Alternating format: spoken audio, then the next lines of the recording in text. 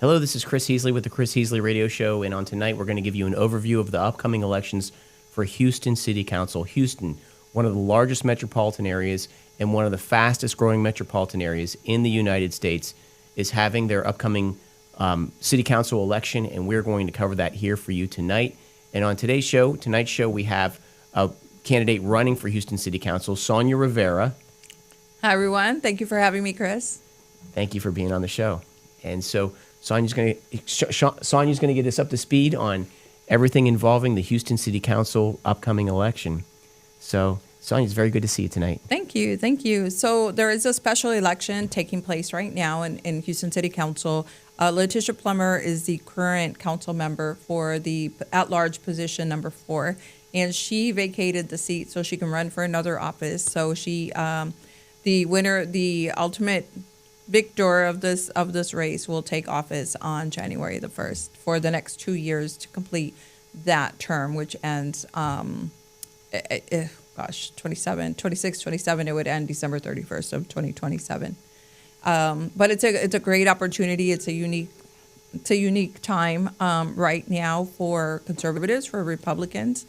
I am running as a Republican. It's a nonpartisan race, so there is no labels on the ballot. But I am running. I am the hard Republican on the race, endorsed by the Harris County GOP, the C Club, and numerous other groups. A lot of the ladies' Republican clubs are supporting, and so I've gotten a lot of support. And it's a unique opportunity for us to add that 7th seat to City Council, which there never has been 7 conservatives on City Council. In Houston, the last time we had 6 was like in 2008, 2009. So it's a great opportunity for us. Very good. Excellent. Very good. Well, to be quite honest, I'm not really familiar with Houston City Council. Can you tell us how many members are on it and what the makeup of it is today? Yeah. So we have what's called a mayor-strong way of government. So the mayor determines what the agenda is going to be. However, in the last election 2 years ago, they passed some reform which indicated that if 3 council members can decide that they want something, can agree that they want something on the agenda, they're able to put it on the agenda. So if I may say, on the agenda means something that would be voted on, correct? Right. Mm-hmm. Or something that will be discussed in council. Mm-hmm. So in the past, if the mayor didn't want something on the agenda, he would just veto it. And so now if you have 2 other council members that agree with you and want the same goal, are working towards the same goal, then you can get it put on the agenda to be discussed at City Council. And can the mayor veto it if 3 people propose it? No. Mm-hmm. No. That was the beauty of the whole thing, is that it has to be heard. And the voters voted for it, so they can't just not do it. We have 16 council members. There's 11 that are district members, and they each have their own piece of Houston. And there's 5 at-large members, which really work with all of the district members, and they have a lot more freedom to get more stuff done because they're not confined by any boundaries or district lines. So they're able to support the other council members, but also take on some of the issues that maybe the district members are too busy working on their district. And so sometimes there's other things that maybe is not in the scope of what somebody's vision was for their district. So the at-large council members have the freedom to do that. And this is an at-large seat. So 16 members, you said, council members, and then 1 mayor. So is it whenever any agenda item is voted on, is it 17 votes? Is that how it works? Yes. But you need a majority vote. So if we have 6 51%? Right. So if we have oh my gosh, I'm gonna have to fact check that. I'm gonna have to fact check myself. But yes, majority, I think it is. We need, if we have more conservatives. So for example, a few years ago with the George Floyd things that were going on, there was a lot of anger and frustration towards police, and the full story wasn't being heard.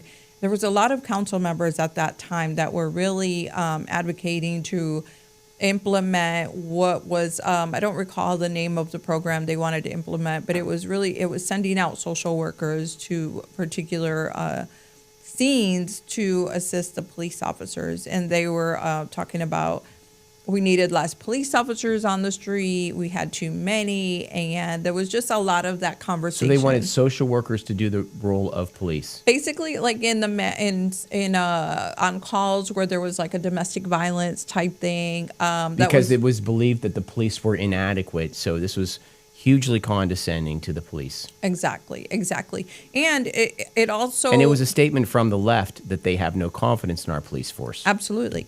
They see the police as the detriment to society instead of the cure for society. Right. And it was crazy because when you talk to communities at that time, the communities were like, we don't want less police. We need police. Even though there was all this friction, they still recognize that police are necessary. Like, who are you going to call when you have somebody breaking into your house? There was a division between the leftists on the Houston City Council and their constituencies on this matter. Again, as usual with leftists in the population, the left has this sort of arrogance that they know best, and they will go their own way regardless of the will of the people. Right.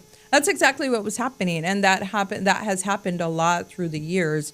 I think that we're on a better trajectory now, but for years that was the issue, is that the city government decided what was going to happen, and not only in the case of the police, but just overall, they decide what's going to happen, and they tell the people this is what's going to happen, and there's, we would have public comment meetings, but sometimes the majority of people that would go to these public comment meetings just don't feel heard. And that's been the biggest complaint that I've heard from constituents, is that they often don't feel heard. Yeah, I think as a populace, we really got away from things. I think we were somewhat to blame because we allowed these sort of headstrong, detached people that somewhat narcissists get into these elected positions. And it's just a city council position, but that gets to their head. And then they begin making these judgments on the people at large. And it's a condescending, narcissist type of view from your elected leaders, and it creates a disconnect, and then these bad decisions get made. Well, and people are often okay with the decisions if they know why you're making them. So the biggest problem is that there's a lack of communication or appropriate communication. For example, the bike lanes. Well, may I ask real quick if we can? I want to go to that in 1 second. But again, so the counselors would go with the police on the scene of the crime or whatever. How would that even? What were the issues involved with it? How did that? What was the outcome of that? It never happened, but the theory was that a counselor could de-escalate a situation. And now the police, they would have to step in, and if the counselor gets hurt, they have to defend the. They have another person that they have to. Yeah, worry right. about. They're not just defending themselves now. Now they have a third party that they have to defend, which puts them at a weak position if any altercation would happen. Right. Well, it's one more bad idea from the left. Thank goodness it didn't come to fruition. I'm very thankful for that. Communication. We're talking about communication. So a couple of years ago, they were breaking ground to build all these bike lanes. And so they actually did build a lot. The previous mayor, Sylvester Turner, had decided there was a national initiative for the city to become a gold standard city. So you had to have a certain amount of miles of bike lanes in the city for it to be tourist friendly and increase the walkability score in Houston. So at that time they were building, it was decided every so often they do the community improvement plans, and it was decided that they were going to build bike lanes. And so a lot of people didn't remember when this decision was made, and they think it's not happening right now. And we also need citizens to get more involved and pay more attention, because a lot of times these things are happening to us because we're not involved and we're not paying attention. People get busy. I get it. But you have to listen, and you can stream the city council meetings and hear what's going on. I've been doing some brief shorts, just a 60-second recap, and it's just a really quick recap, but we need people to be informed on what's happening coming down the pipeline, because we're making decisions, and it may not be built for 4 years, 5 years, 6 years, but by the time it's happening, people have already forgotten about it, and we need to do a better job at keeping people as it's happening, like giving them updates on what's going on. So these bike lanes were being built. They call them road diets. They were being built, and people were They're called road diets. road diets, right? Because they basically take lanes away from the road and they build the bike lanes. And so along the side. therefore, then all of us who want to drive automobiles are even further congested. Driving in the city is already a headache beyond compare. And now we have to all squash our lanes down, remove lanes so we can make room for bikes. And now the all of us have a longer commute anywhere we want to go. Right. It was terrible. It was it was 2 years of really horrible stuff that was happening because they were shortening downtown. If you go downtown, you see a lot of the bike lanes still there. The theory was that if we make it a more walkable city, that people will walk to work or ride their bikes to work. Nobody is going to ride their bike to work in 100-degree weather. I mean, most people, maybe some people, but the majority of people are not going to do that. In addition to Houston being such a large, sprawling city, it's impossible. If you live in Greenspoint or you live in Southeast or Southwest, imagine riding your bike to downtown from here. So it just wasn't a reasonable plan. And fortunately... Well, if I may say, one other issue with riding your bike or riding a scooter or anything like that is that it's dangerous in the city. We're having a record number of murders right now. But in addition to that, there's an incredible amount of homeless people. And, when you go past them, the stench is awful. And so, if we want to make our city more walkable, more livable, I think that we need some better solutions with regard to improving our economy for the lowest living standards of our people. And also making our cities less prone to crime. Yeah. Fortunately, when Whitmire got into office, he ran on that he would evaluate that situation with the bike lanes before continuing to build. So most of that new construction was halted. What was already there is there, but at least the new ones aren't being built. So communities are much happier, but a lot of businesses, so this is the issue. A lot of businesses weren't contacted or they didn't get the memo for whatever reason, and they were closing down like entryways or exits to the business or diverting traffic from people being able to get into a coffee shop. So, when you're on your way to work and it's not easily accessible to run in and get a cup of coffee, you're probably going to go to the one that's easier to get to. And so a lot of businesses were suffering from a similar type scenario. And so they were losing business and they felt that they weren't consulted on this and their voice didn't matter. So on 11th Street, they've removed one of the they built a median down 11th Street and it was being broken up constantly because big trucks going through there, they couldn't make a turn without running over the median. So they ended up taking it out. But it costs a lot of money to build it, and then it costs a lot of money to take it out. So listening to the communities, it was a group of people, they thought it was a good idea, and they really pushed that agenda, and the mayor went along with it, and a lot of the council members at that time went along with it, to the detriment of constituents, to the detriment of it drove traffic into the neighborhoods in a lot of areas, and people are walking down the street with their children after picking them up from school. So driving with that increased traffic, it was unsafe for families. Unsafe for pedestrians. Unsafe for pedestrians, unsafe for families, and it was detrimental to our businesses. So the bottom line is that we need to do more listening. We need to listen to our constituents, and we need to have regular communication with them to let them know what's going on. I mean, I like the idea of more bicycles to work. I like the idea of more mass transit, but I don't know where the happy balance is.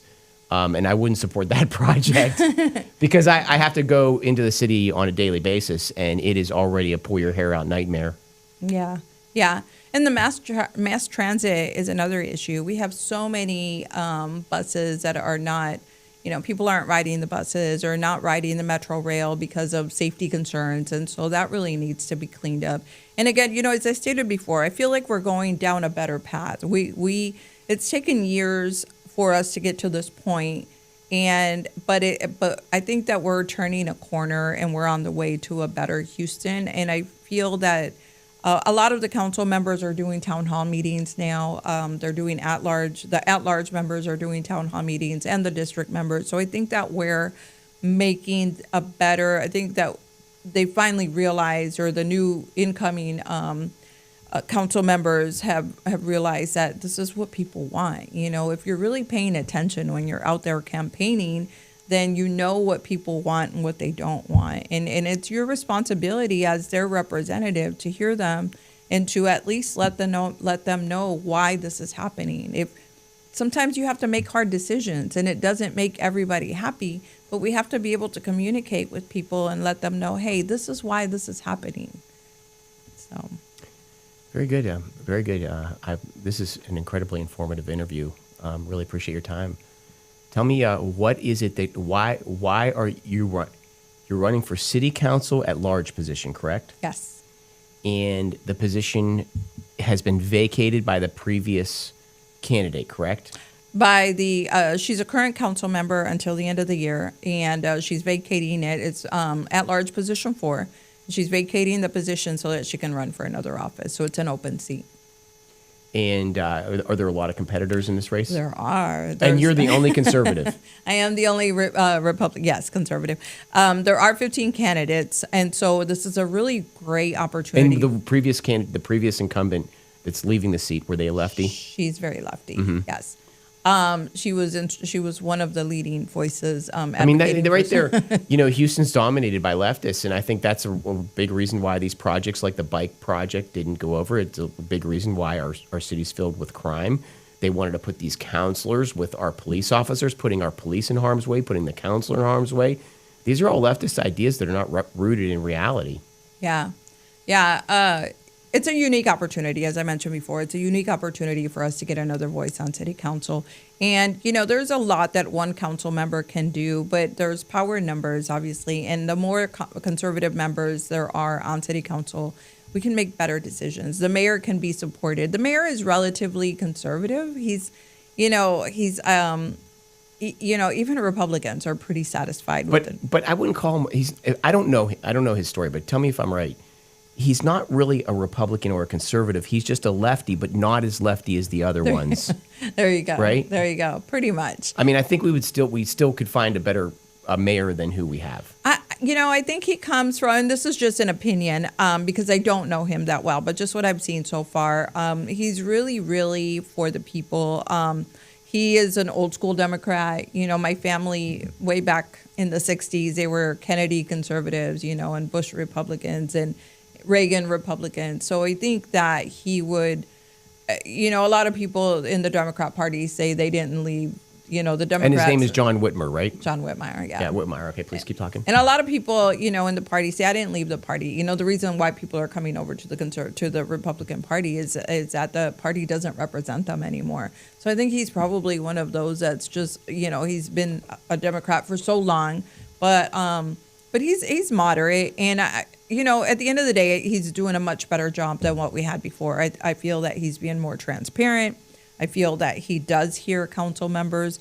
Again, I'm on the outside looking in, so I won't really know until I get in there. But I do feel that they voted to not raise taxes. That was a really big issue that was on the agenda. And okay, who voted? Houston City Council voted to not raise taxes. Right, they voted not to raise taxes. Would it be a property tax or a sales tax? It'd be a sales tax, right? It was property tax. It was a property tax? Right. And what is the tax at today? Oh, gosh. The city portion. You got me stuck. Okay. But they were going to raise it, and they did not raise it. They were going to raise it by, gosh, I just read it on my way here. They wanted to raise it, and he ran on this also. He said, I'm not going to raise taxes unless I exhaust every other possibility. I don't know how any government could raise taxes with what we are seeing today. It's insane, but go ahead. Yeah, well, and they voted against it. So it does leave a deficit in the budget at the moment. We're still having a budget deficit. But he did tell the people last year, he said, I'm not going to raise taxes until I get in there and I see where we're spending money and then make a decision based on that. And so today he didn't raise it. So we'll go into the next fiscal year with the same tax rate, and we'll see what happens next year. Okay, so again, 16 members are on the Houston City Council, and what is the number of Republicans? I know they're not nonpartisan, but we know there are some that are conservative leaning. How many of the 16 Houston City Council members are conservative leaning, aka Republicans? 6. 6. Okay, so 10 lefty Democrats, and you would be number 7. You would take it from the 6 conservatives to 10 lefties, and you would make it 7 conservatives to 9 lefties. Right. Well, that would be a huge closing of the gap. Yeah. Yeah. And I think it also opens the opportunity for other races moving forward. I mean, that allows for us to have a better chance next year or in the next election in 2 years. But it also paves the way because I have a pretty good following. I speak Spanish. I'm very involved in the Hispanic community. And I really believe that my being there, people know me and my history and the work that I've done in communities. So you build trust. That's how you build trust in the Hispanic community. And I believe that my being on city council, and I am for the people, but I am also for fiscal responsibility and responsible government. But I believe that we are able to bring more people to the table in future elections. I think the primaries are coming up. The general election is a big midterm election in next fall. So I'm really hopeful. I think I can bring more people to the table and see what happens, have positive results. Good. So tell me, what was your impetus that caused you to want to run for office? Why are you doing this? Well, I ran before. In 2019, and it was after 2018, and it was after Harvey. Hurricane Harvey, and so many people experienced so much loss, loss of their homes, their vehicles, their possessions. And my family also lost, vehicles and contract. I was in the city when Hurricane Harvey happened. Yeah. Mm-hmm. And it was terrible. And seeing the devastation after that and the red tape, the bureaucracy, the inefficiency of the city at the time, there was a lot of contracts awarded. There was not a lot of accountability. There was a lot of wasteful spending. And that was really what motivated me to want to get involved. I was working. If I may say real quick, just speaking about Harvey alone, you're going into managing the cleanup of Harvey, but Harvey itself was traumatic beyond compare. What we saw, the water came right up to my driveway. By the grace of God, it stopped in my driveway, did not hit my house. But I would walk a quarter mile down the street, and the people were completely submerged in water. Mm-hmm. They had water rafts out there. We had helicopters coming in, dropping in ladders and things of that sort, pulling people out of their homes. It was a third world scenario and a nightmare. So it was traumatic beyond compare, and that's the reason that got you into the political office. Mm-hmm. Even still now, when it rains, like people still have a little bit of PTSD, right? I live right in front of the bayou, and so I can see from my front window when it rains just a little bit, the bayou rises, and it is scary.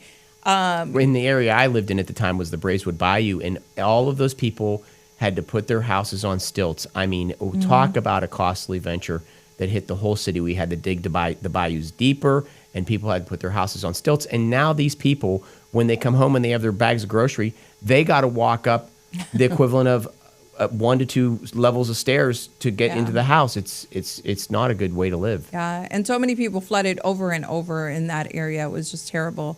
At the time, I had some friends that worked for Public Works, and I remember one of the gentlemen telling me, we have the money right now to address the infrastructure issues that we have. He said, but it would take us 8 years to finish a project to get through, getting through all the red tape and bureaucracy. And I just thought that was crazy. We need to get through that red tape. We need to hold people accountable. Like, we need to be more efficient. And government, city government or any government, I think, is very inefficient to many degrees. That I think there's a lot of complacency in the city government with workers. And we want to keep people employed, but you also have to want to come to work. And a lot of that is the leadership. It is the leadership in the city government, their responsibility to make sure that it's a workplace that holds you accountable, that you don't just come and hang out and do your time, that you're actually doing the work that you're hired to do. And I just saw a lot of individuals that had a lot of apathy. It was asking a question, even 311, if somebody has an issue and they call 311, it takes a lot of time for them to get anything done. And I've seen campaigning. You get to talk to a lot of people. I've talked to a lot of people about what they do when they have an issue, and they call 311. And I've really taken it upon myself to teach them that you can also call your council member. And if your council member doesn't move on it, then call your state rep, depending on what the issue is, right? But government works for you. The government is there to work for you and make sure your trash is picked up. Make sure your family is safe. Make sure that we have public safety, that we have enough police officers to keep the public safe. Make sure that that you don't flood, that we have the mechanisms in place for any individual to have a quality of life. And for many years, I think that we were just going with the flow, and people are, our city government was doing their own thing. We still don't know really exactly what was going on back then, in the previous administration. So we need to do better, and I think that we're doing better, but we need more conservative voices that are asking the hard questions, like where is the money going? Where is this fund being allocated? Are we holding contractors accountable? There was a lot of, and it's public record. It's been discussed in previous council meetings like that. There are certain contractors that are not held accountable and drag a job on for months. That's costing the city money. So when the mayor talks about not raising taxes because he wants to see where we can cut the fat in other areas, it's really doing things that, including, identifying who the contractors are that are dragging their feet. What can be done? Is it the manpower? Are you not having enough manpower? Do you not have enough qualified labor? Do we need to bring in another contractor that helps you? Like, what are the things that can be done, to get the job done? Because we can't drag our feet and wait for another storm to come and devastate Houstonians again. We just don't have time to wait. Well, tell us more about, because we talked in the pre-show quite some time about what you saw with waste and inefficiencies with the contracting process in the post-Harvey weeks after Harvey.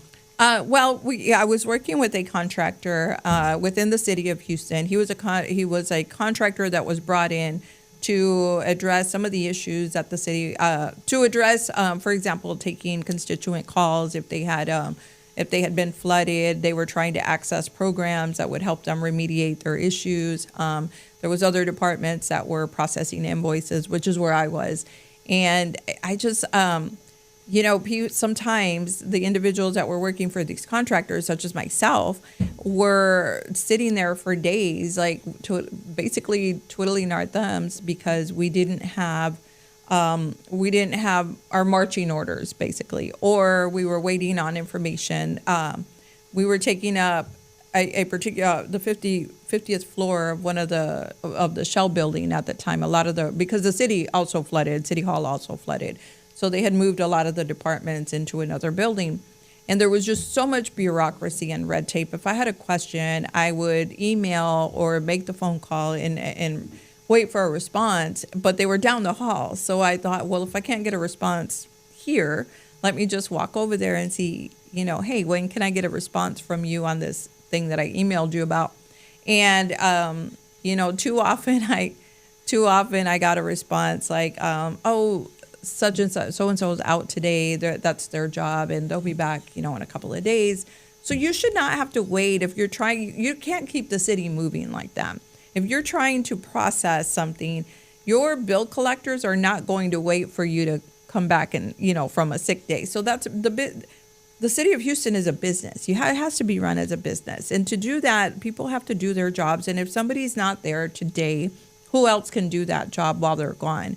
And that's how most of these departments were working at that time, is that if somebody's out sick, it just doesn't happen. It doesn't get done. It doesn't get looked at.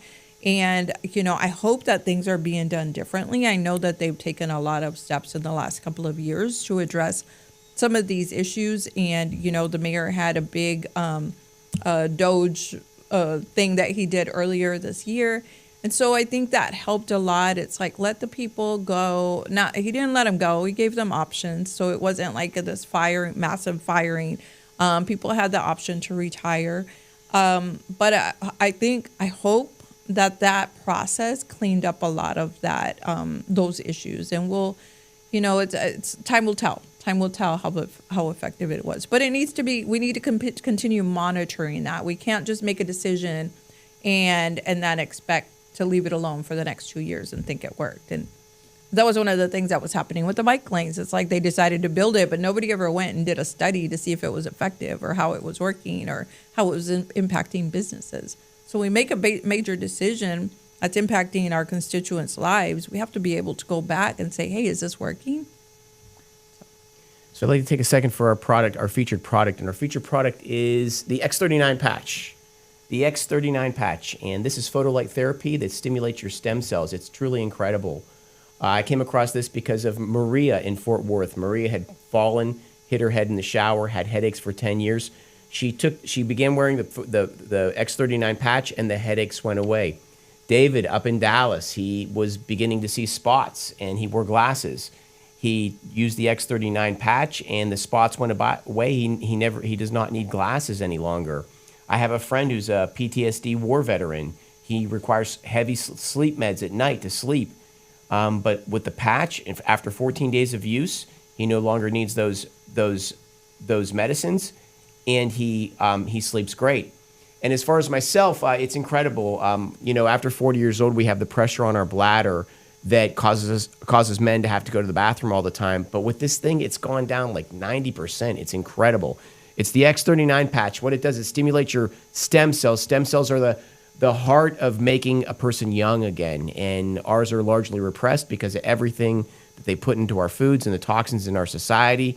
And what this does, it brings it back to life again. It returns an element of your youth. It is reported that RFK Jr. wears the patch. So it's the X39 patch. And to learn more about it, text the word Patriot to 330-606-2304. To receive a 30% discount on it, text the word Patriot to 330-606-2304. I want to ask you one last question. So you talked about emergency PO purchase orders and how they were a problem in the post-Hurricane Harvey situation. Can you talk a little bit about that? Well, emergency purchase orders are a little bit different than a regular contracting process. So any normal contract on any given time, like when they have jobs that need to be done, they put out it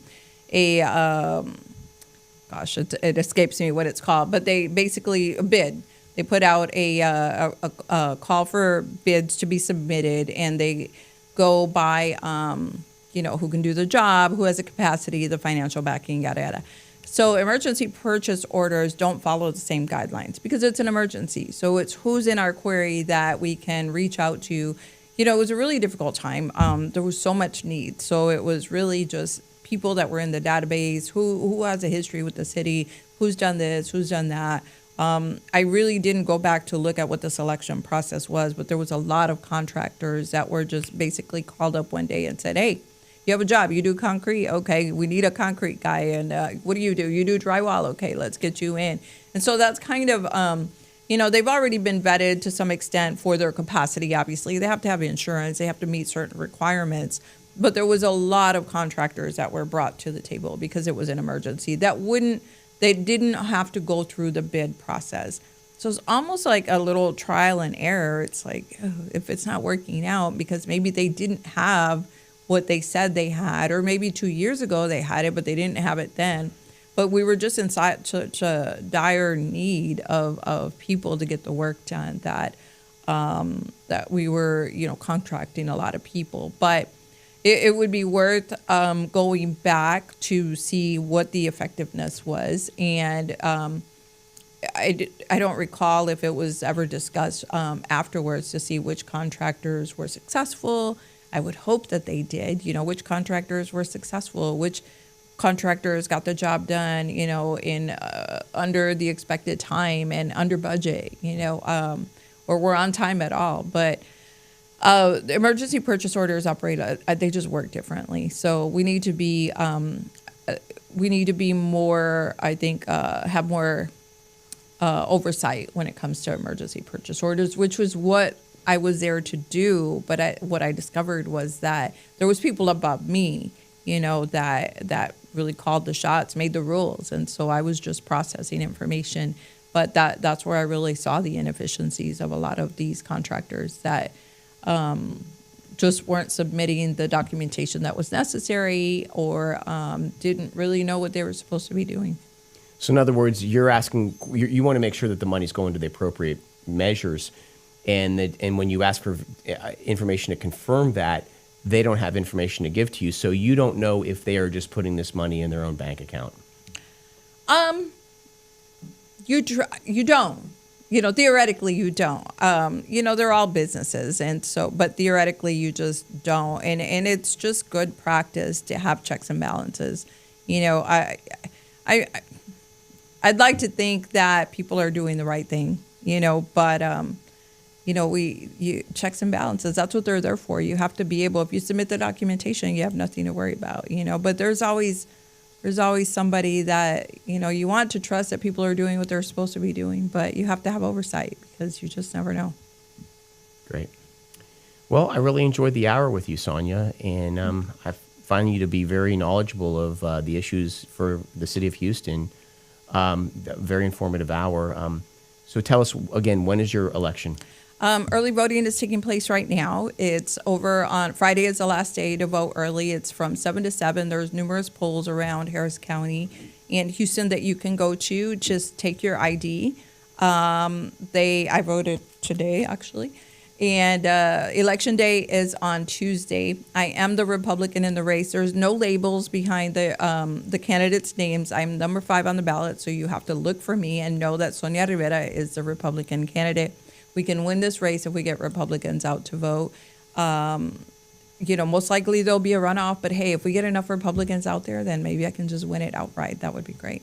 Very good. And where can we learn more about you at? SoniaRivera.us, www.soniarivera.us. Great.